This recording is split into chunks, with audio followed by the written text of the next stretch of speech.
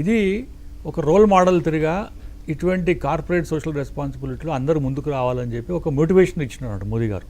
మీకు సంబంధించిన Congress party MP కనుక అంత పెద్ద ఫెసిలిటీ కనుక చెప్తే మోదీ గారు కూడా రావచ్చు. మరి ఇప్పుడు మోదీ గారు నిన్న పబ్లిక్లో మీటింగ్లో అంత ఇన్ఫ్రాస్ట్రక్చర్ డెవలప్మెంట్ ప్రాజెక్ట్లో ఏమన్నారు, ఆ హమారా సే జోడీ అని చెప్పిందంటే రేవంత్ రెడ్డి గారు అన్నారు. వచ్చేందంటే జోడీ చేతులు కలుపుదాం అన్నాడా, అదో పెద్ద ఇష్యూ. సరే, దాంట్లోకి వెళ్లే ముందు నేనేమంటున్నా, మీరు వెళ్ళినటువంటి వ్యక్తులు వారికి గత నేపథ్యం కూడా డెఫినెట్ గా కౌంట్ అవుతుంది. అవి కూడా లెక్కలోకి వస్తాయి. హెటిరో అనే సంస్థ రెండు ప్రధానమైనటువంటి ఆరోపణలు ఎదుర్కొంటుంది. ఒకటి, WHO కూడా అప్రూవ్ చేసింది ఏంటంటే వీటి వల్ల ఏం మరణాల రేటు తగ్గలేదు కాబట్టి ఇది పనికిమాలిన అనేటట్టుగా రెమిడిసివర్ను ఉటంకించింది WHO, వరల్డ్ హెల్త్ ఆర్గనైజేషన్. దానికి ఉటావుటిన పర్మిషన్లు ఇచ్చి అప్రూవల్స్ ఇచ్చి దాన్ని ప్రజల మీదకి ఎక్కించింది మోడీ గారు. అప్పుడు ఆయన ఇంత పెద్ద ఆ పత్రం మీద కూడా కరోనా మనం వ్యాక్సిన్ వేయించుకుంటే దాని మీద మోడీ గారి బొమ్మ వస్తుంది. సో అట్లా లేదు వ్యాక్సిన్ సర్టిఫికేట్ కోసం, ఎందుకంటే ట్రావెల్ లో అదే అడిగారు.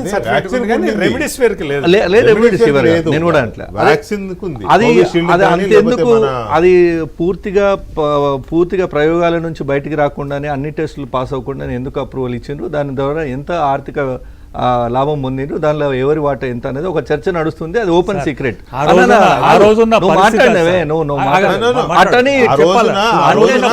కోవిషీల్డ్ కానీ లేదా కోవాక్సిన్ కానీ మనం వ్యాక్సిన్ వేసుకుంటే ఆ వ్యాక్సిన్ సర్టిఫికేట్ ఇచ్చేవాళ్ళు దేశ ప్రధాని కాబట్టి ఆయన ఫోటో ఉండేది. కానీ హెటిరో రెమిడిసివిర్కి ఎక్కడ నేనే చెప్తాను. కానీ రెమిడిసివిర్ అనేది కేవలం ప్రజల్లో ఉన్న పానిక్ సిచ్యువేషన్ సొమ్ము చేసుకోవడానికి అనేది వచ్చిన ఇది అని అప్పట్లో చాలా అలిగేషన్స్ వచ్చాయి, కేసులు అయినాయి, చాలా చోట్ల రైడ్స్ అయినాయి. ఇదంతా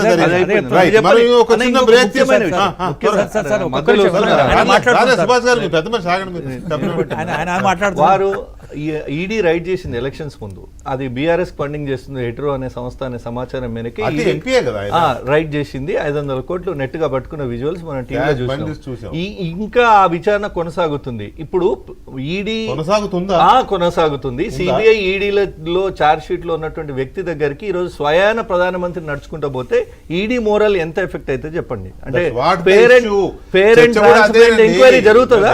రాజకీయాల్లో ఒకటి బీఆర్ఎస్ ఎంపీ, రెండు ఉన్న అలిగేషన్స్, ఈ రెండు ఉన్నప్పుడు ఎలా మోదీ గారు దాన్ని ఇచ్చేశారనేది ఒక కీలకమైన చర్చ.